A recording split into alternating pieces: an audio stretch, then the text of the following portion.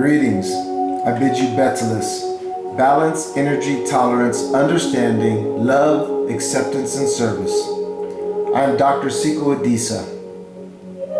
As we look upon the world and see yet another tragedy of senseless violence and killing, let us not forget that though we mourn, we should not allow this mourning to eclipse the light of our hope. A brief moment of silence and reflection for those impacted by the horrific events in El Paso, Texas on August the 3rd, 2019.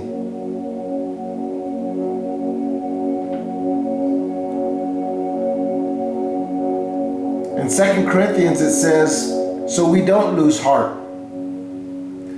Though our outer selves are wasting away, our inner self is being renewed day by day. For this light momentary affliction is preparing us for an eternal weight of glory beyond all our comprehension. And as we look on to things, we do not look for that is seen, but to that which is unseen. For the things that are seen are transient, and the things that are unseen are eternal." A short story. A young princess was pledged to marry a chief.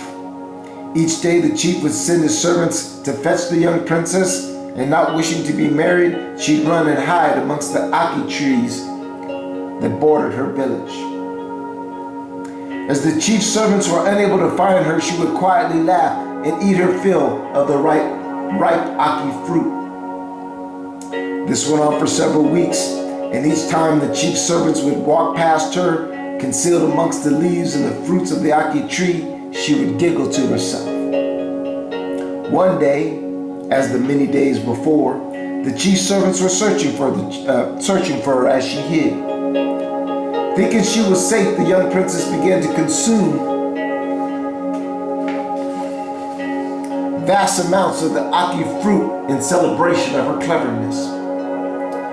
The chief's servants were attracted by the disappearing fruit, turned around, and guessing that she was there, reached through the leaves and grabbed her. As she was led away, she cried, "I truly deserve my fate for consuming too much of the very fruit that had filled and protected me so well." You see, so often we forget the importance of those things that protect us from that which we do not wish to encounter. We expect the fruit to always be ready and available to consume when we choose to consume it. But then tragedy strikes, like it did in El Paso, Texas, and we find ourselves yet again searching for answers that just elude our basic comprehension. You see, we have a tendency to place a higher emphasis on our wants and forget the significance of our needs. And when we finally reach back upon that very thing that sustained our needs, we find that it has been swept away by the negligence of the pursuit of our wants. This week our meditation surrounds distinguishing our wants from our needs, knowing the difference between those things obtained versus those things wished for. And though we all shall set our eyes on a better and more fulfilling tomorrow, let us never forget the accomplishments of yesterday and today that allow tomorrow's wishes to be something wished for. It's embracing the understanding that it's not the obstacles, the challenges, the lack of resources, or the resistance that keeps us from living our fulfilling life. It's not the excuses, the failures, or even our fears. Instead, it's the distractions. It's those insignificant things that we give our time, our effort, and our value to that ultimately provide us nothing in return. Yet we allow them to steal the precious ticks of our continuously running clock. Brothers and sisters, it's about not wasting your time. It's about reaching to the sky. It's about filling your life with abundance by understanding that abundance is built on a platform of need and not on the sand of want.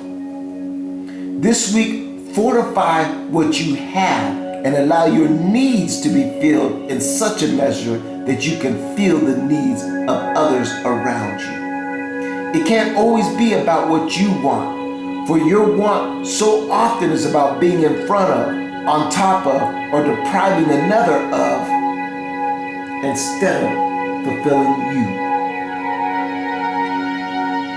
It must be about your need, for a need met allows you to sustain your heart, to internally renew yourself each day, to separate yourself from the transient, to connect yourself to the eternal, and to meet the needs of others. When we meet our needs and we use our needs as our priority, as opposed to chasing our wants, we don't find ourselves in these desperate ways, taking these desperate measures, as apparently this young man felt he needed to do in El Paso, Texas. I ask you to unlock this meditation secret. Unlock this meditation secret this week. A want provided brings forth a new want, whereas a need met provides fulfillment. A want provided brings forth a new want, whereas a need met provides fulfillment. I'm Dr. Sekou Adisa. I bid you Betulas and good night.